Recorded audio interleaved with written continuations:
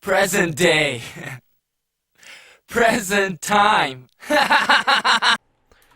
Hello, folks. Welcome back to another Bonzo on MMA Pick'ems. We got a fantastic card, 12 fights. Gon versus Tuivasa. As you can see, 8-3-1 on our last card. We would have been 9-2-1, but I think everybody is still. I don't think everyone's still reeling, but I think everyone is still very um, surprised at the fact that Kamaru Usman, who was up arguably 4 rounds and was about to win the rematch against Leon Edwards, gets kicked upside the head and put to sleep, thus setting up the third rematch. I'm going to be honest. While it was an impressive performance by Usman, I think it was not one of his better fights. I think that he kind of relied on his wrestling a little too much in that fight, and I think there were times, especially within the third and fourth, where he could have won the fight, and he just didn't. But we're going to have to wait to see what happens in that picture, as our dear friend is going to be on the shelf for a little while, and that fight is going to be set up. But following that, we have UFC 279, right on above my head, right here. We got a ton of great fights on that card too, but let's get down to this card. This card had a number of fights either canceled because of injuries or fights had moved to a different card, but a lot of injuries. The fight that I was kind of most looking forward to was Chikogian versus Faro. That was rescheduled, thankfully, but there were a number of really good ones on here. Makhmed Muradov. Muradov withdrew from that fight, so Abus Magomedov is fighting someone else instead. Benoit Saint Denis was supposed to fight Christophe Giajo. Giajo is injured. Somebody else came in. So, a lot of changes to this card and really how it looks. So let's get down, to what exactly is going to happen here. We got a number of really great fights here. And this is actually a monumental show. I should have covered that at the very start. I've been rambling for 2 minutes, but this is the first card in Paris, France. This is the first card in France. A few years ago, MMA was illegal. This was not something that people could practice, let alone could happen in the country. So it's super amazing that this is happening. France's biggest star in Cyril Gane is fighting Tai Tuivasa. This has major implications for the heavyweight division. After Bam Bam was let go, he's been on an absolute tear coming through the heavyweight division, just putting people to sleep. Not being afraid to trade blows. But we'll get to that fight in a little bit. Let's kick it off with our first fight. We got a fight at 145. As many of you know, Egger fought a few weeks ago against Mayra Bruna Silva. I had her picked to win, but she lost that fight. The fight was controversial, and I say that in air quotes, as she claimed that she didn't tap. Everyone else claims that she did, and numerous people saying ringside, including Herb Dean and the cameras, say that she did in fact tap. And maybe it was just that, Mayra was a little bit of a step up in competition for her. I thought that maybe she could compete against her, but, she has someone who I think might be a little bit more her style and in her range of competition. That being said, I think Aileen is a little bit more of a aggressive fighter. I think that she's very tested in her ground game, and given how Egger lost her last fight, I think that that's how this fight is going to end. I think that she's probably going to get a ground and pound finish against Egger. I have Aileen Perez winning this fight. Up next, we have Khalid Taha facing off against Christian Kunez. Both of these guys haven't fought in about a year. Christian is a little bit kind of fresher insofar as that he fought on Dana White's Contender Series 9 months ago. But Taha is coming off of 3 losses. 2, if we're being very honest, and 1 was, I believe, overturned because of some reason. Taha needs a win here, I think. But I think the fight makers have this one at even. I don't really think that it is. I think that Quinones wins this fight kind of handedly. Benoit Saint Denis versus Gabriel Miranda. This one should be a little bit fun at 155. We have the first French native fighting on the card in Benoit Saint Denis. And I find that most of these international cards are really good for the home fighters. And I think that that's going to be the case here. Just looking at the two, Benoit Saint Denis was bigger. He looked stronger. I really feel like he's going to impose his will on Miranda. I think that, Gabriel does have a very good ground game and some good submissions, but I just don't feel that that fight is going to go to the ground, and I think that Benoit's going to do a very good job just piecing him up. Moving on, we have Nasruddin Imavov versus Joaquin Buckley. I'm surprised this fight is so low on the card, given Joaquin Buckley's name. If many of you kind of remember, in 2021, I believe he had the KO of the year for that like Mortal Kombat like kick that he had, the spinning heel kick, which was just absolutely beautiful. So this should be a really fun fight, I feel. I think both of these guys, are really good. I think Imavov's been a little bit under the radar insofar as he has some like good wins against Edmund Shabazian and Ian Heinisch that I don't think anybody talks about. And I think a win against Buckley would be very good for him as well, and would really raise his stock. I think that he has the nickname the Russian Sniper for a reason. He has the height advantage here, and he's just going to pick apart Buckley with his jab, I think, for most of this fight, and then I think he's just going to finish him. That being said, Joaquin Buckley is tough as nails, and I can really see him bringing the fight to Imavov and not making it easy for him. This one should be really fun too. I have Imavov winning this one. Moving on, we have Fares Ziam and Michael Figlak. This is an uphill battle. He's the hometown hero. But he's facing an 8-0 fighter making his UFC debut. 155 is a fireworks division. This one's going to be fireworks. Expect these guys to really go at it. And I think both guys are going to look for a win to really springboard them forward here. And to really kind of get people amped up for this main card. Because again, this is at around 2 o'clock. So around lunchtime is when this card should be taking place. Or when this fight should be taking place. So I think like most people will be tuning in or starting to tune in and really kind of start watching the prelim fights and up until we get to the main event. So I think both of these guys are going to look for a finish, but I have Fares actually, I just think that the crowd's really going to play into him, play a really big role for him in this fight against Figlak. So I have Fares Ziam winning this fight. Coming up next, we have Dustin Stolfus versus Abbas Magomedov. Again, fights that we were talking about that were changed because of injury. Another 185er. Magomedov is a former PFL fighter making his UFC debut. He has great wrestling, as almost every Russian does. Stolfus does not do well against submissions, and I feel as though unless he comes with really heavy hands to start this fight off, I think Abbas is really just going to take it to him and get the decision victory. I don't think this is going to be one that pleases the crowd, though, as it's going to be a really wrestling-heavy matchup. One that is going to please the crowd, though, is Charles Jourdain and Nathaniel Wood. This fight's going to be fun, and I'll tell you why. During the weigh-ins, during the final face-offs, Charles Jourdain says to Nathaniel Wood, "Let's bleed." He wants this one to be an absolute stand and bang, because that's the way Charles Jourdain fights. Both of these guys are pretty much even. Both of these guys are looking to just throw their hands and knock the other guy out. Expect a really fun fight. I'm from Canada, so I'm going to put my eggs in the Charles Jourdain basket because I actually really like Charles Jourdain. He's a fun fighter. He has some really great knockouts, and I think he has some really good style, but so does Nathaniel Wood. So this is going to be a fun one, man. A great way to kick off the main card.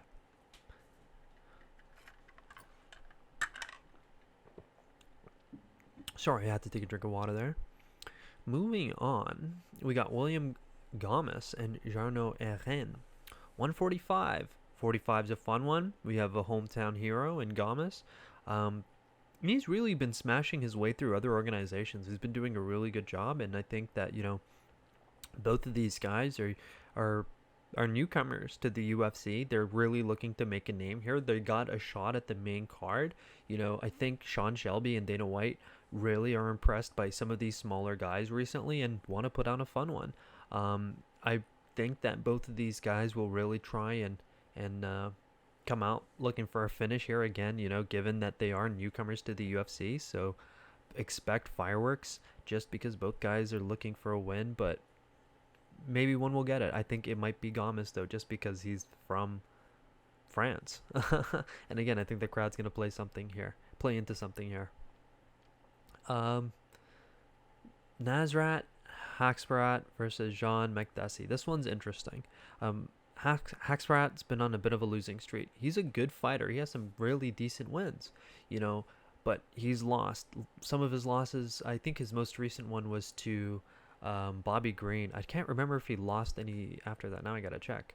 It was definitely, yeah, it was Bobby Green and Dan Hooker. But again, he has some really decent wins here on this list, and he is a decent fighter. And I think that he is a really good shot against Makdessi.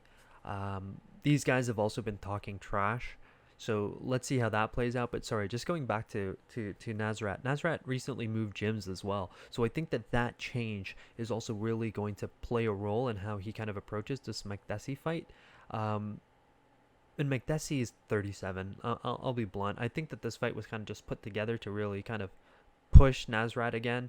And I think that Nasrat really needs it because I think that he's not a bad fighter. In the losses that he's had to Bobby Green and to Dan Hooker, it's not as if he ever gave up. He was always competitive and trying to fight. He just came short. And sometimes it's the gym, sometimes it's the settings, sometimes it's your sparring partners. That's just how it is sometimes. And hopefully this change in gym makes a difference for him, because again, to be honest, I don't see Makdessi having any shot in this fight given his age. Nasrat's faster, bigger, taller, better reach, stronger.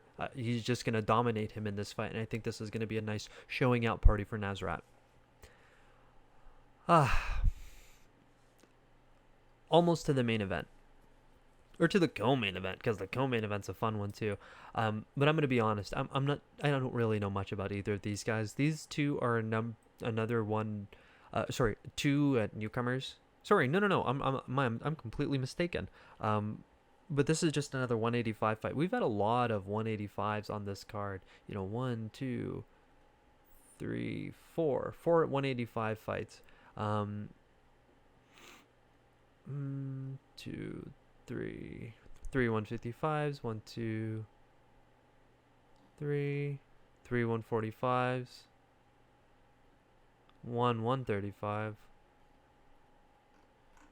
and then we have our 265. So yeah, 185 is really overrepresented on this card.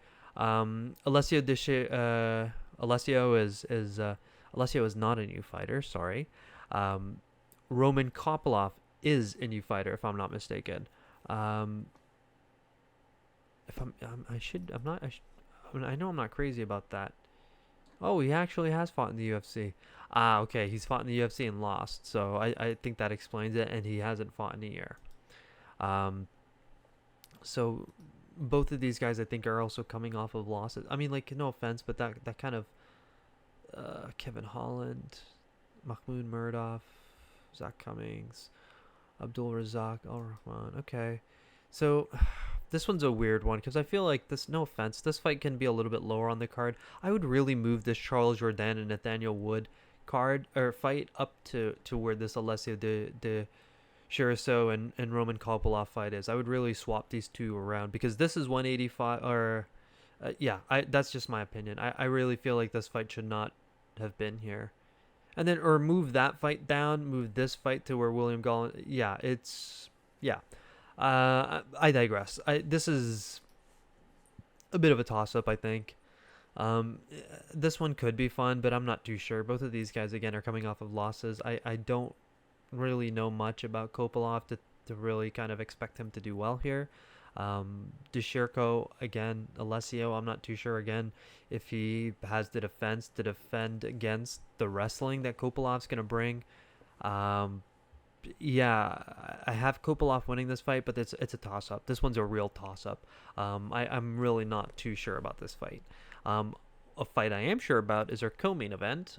Finally, some I don't want to say some recognizable names, but I will say some names that should draw some attention and have some, again, important implications on the division. These are the fights that matter, the really important fights in the division. Not to say that these fights don't, but a lot of these fights are I don't want to call them show out fights, but they're fights that are really centered around kind of ensuring that what's the term I'm looking for here? It's a way to show out, or not show out, but to it's a great first showing for a lot of these fighters. That's the word I wanted to say. Sorry. A lot of these fighters haven't really had the exposure of fighting in front of people,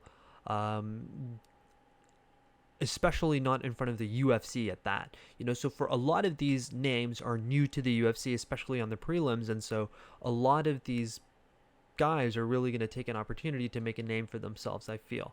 But when you get to these fights, these are really the important fights, and really what you hope for a main card. What I hope for a main card is that you get a lot of those fights that matter for the divisions. No offense, this 145 fight is no offense, it's a throwaway fight. This fight is really meant to build Nasrat. They have those fights. This is a throwaway fight. Charles Jourdain and Nathaniel Wood, this fight does have some implications. It does for Charles Jourdain, who needs the win, but other than that, a lot of these fights are throwaway fights. I would say this fight, again, at middleweight with Imavov and Buckley, this fight is way too low on the card. This is a fight that matters and has some sort of implication, because Buckley's trying to make his way into the top 10 of the UFC's middleweight division. This is a fight that should have been the main event of the prelim card. Again, I don't understand some of the decision making that Dana White has and Sean Shelby have when it comes to putting cards together. I really don't. You want to build your card. You don't want people to miss this fight. I feel like this is going to be a big fight and people shouldn't miss it. And I feel like a lot of people are, unless you're a diehard fan that is up and watching every fight from the beginning.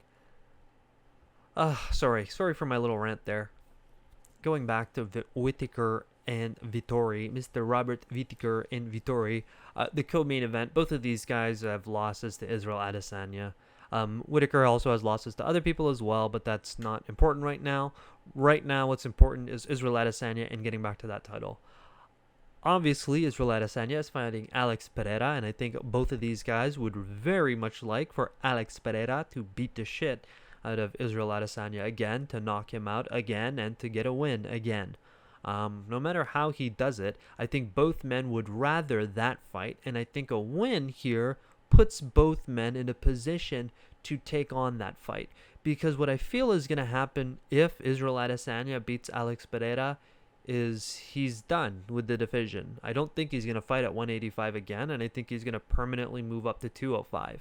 And I think at 205 he's going to fight his way to the title again. I think he's probably going to try and put himself into a title eliminator against Glover Teixeira just to kind of build himself up at 205, and try and build up his wrestling defense as well. Because I think for him, that's the big thing that he wants to test. And that's the kind of guy that Israel Adesanya kind of strikes me as. He doesn't strike me as like most of these other fighters that kind of just wants to blindly go for a title. He wants to go for a title in the right way, and he wants to leave a legacy. And I think that for him, beating Glover Teixeira with his wrestling skills, with his Brazilian Jiu-Jitsu skills, would really be beneficial for Israel Adesanya. I think that would make him really happy, and I think that would be really good for his legacy. And I think that that's a route that he would take if I was putting myself in his shoes.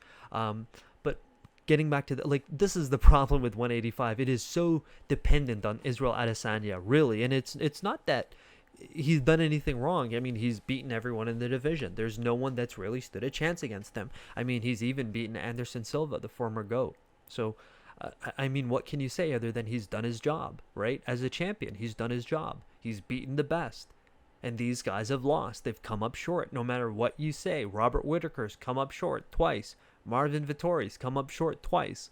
And for them, the next main event title always represents a chance again to get back to that title. Because again, if they can't beat Israel Adesanya, they can beat Alex Pereira. And I'm not trying to say that because, not trying to say that insofar as that Alex Pereira is bad, but when a fighter loses to one person twice, most promoters aren't interested in building and putting that fight together again. They just aren't.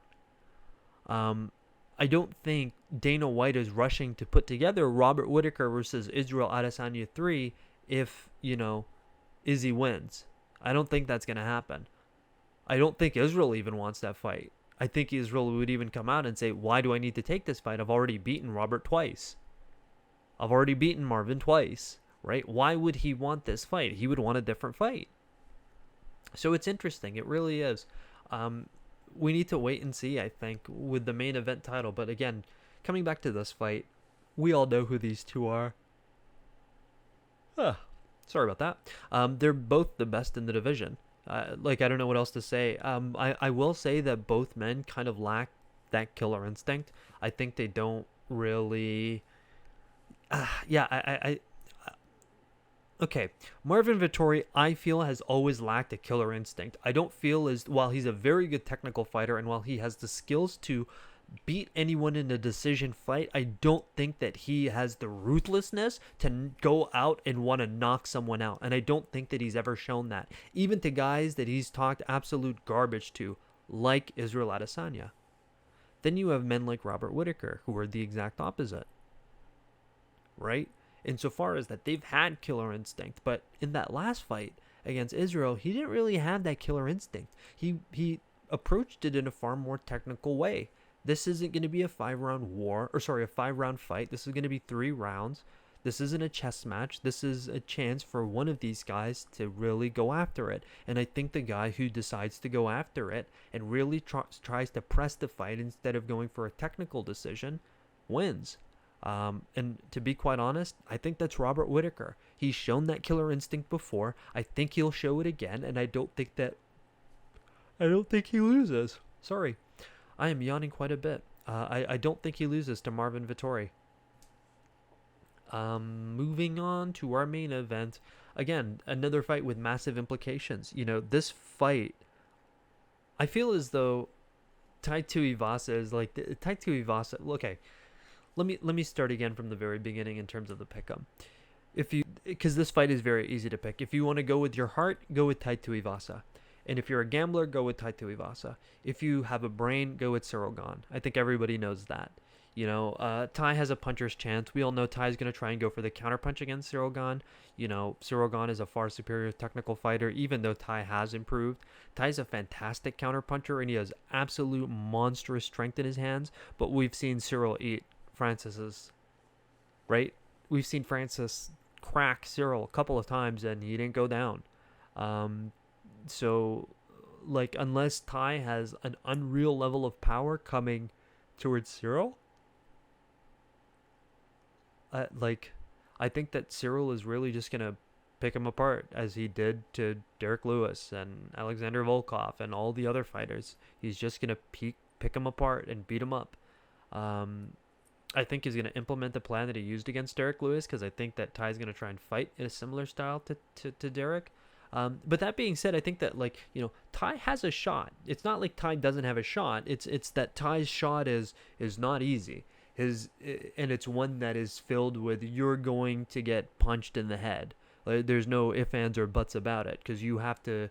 The reach... Look, Tai is smaller and Ciryl has a longer reach. So Tai's game plan here has to be to really chop the tree down, chop the stomach down, attack the body. You can't start headhunting. Tai can't start this fight headhunting. He has to really beat up at Cyryl's body in the first round, as well as Cyryl's legs. Just kick the shit out of his legs, Don't let him dance around you for 5 rounds. Really beat on his legs and beat on his body so he doesn't have the stamina and the cardio to go for that 5 rounds.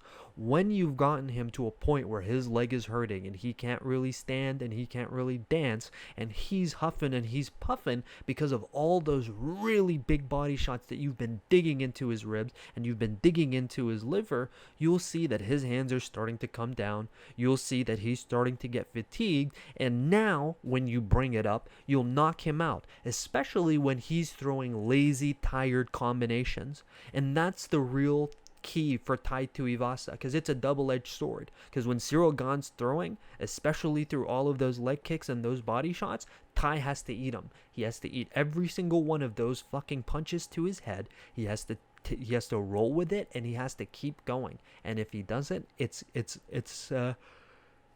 over. There's really nothing to say, because what Cyril Gane is good at doing is picking off fighters. He's good at using his jab. He's good at using his leg kicks. So if Tai doesn't really mitigate that, if Tai doesn't slow him down, if Tai doesn't cut him off, if Tai doesn't beat up that body, and if Tai doesn't then work his way upstairs, and if Tai is just headhunting the entire time, it's going to be a long night. It's going to be a long 5 rounds. And on top of it being a long 5 rounds, you're going to have to deal with a very hostile French crowd that's chanting against you the entire time. Because let's be blunt, this is France's hometown hero. Cyril Gane will get the biggest pop of the night. He will get the most loudest cheers, and they will scream heavyweight champion at him after he wins, even as he's winning. So to be blunt, I have Cyril Gane winning this fight. And again, that's not to say that I don't feel that Tai can't win this fight. It's that Tai has to utilize a very solid game plan, and Tai cannot deviate from that game plan. And if Tai is headhunting and he does it from the get-go, he's going to be in for a long night. All right, so let me go through the list again of who I have winning this fight. Sorry about that. Aileen Perez, I have her beating Stephanie Egger. I have Christian Quinones beating Kahitaha. I have Benoit Saint Denis beating Gabriel Miranda. I have Nasruddin Imavov beating Joaquin Buckley. I have Fariziam pulling off a massive upset against Michal Figlak. I have Abus beating Dustin Stoflas. I have Charles Jourdain beating Nathaniel Wood when we start the main card. I have William Gomez, another Frenchman, beating Jarno Ures. I have Nasrat Hakparat beating John Makdessi in a showing up party for Nasrat. I have Roman Koplev beating Alessio De Chirio. And I have Robert Whittaker coming out with some killer instinct against Marvin Vittori. And then I have Cyril Gane absolutely putting on a show against Tai Tuivasa. But that being said, Tai Tuivasa does have an opportunity if he plays his cards right. As always, I hope you guys enjoyed watching. I enjoy doing this. I enjoy giving my picks as always. Peace.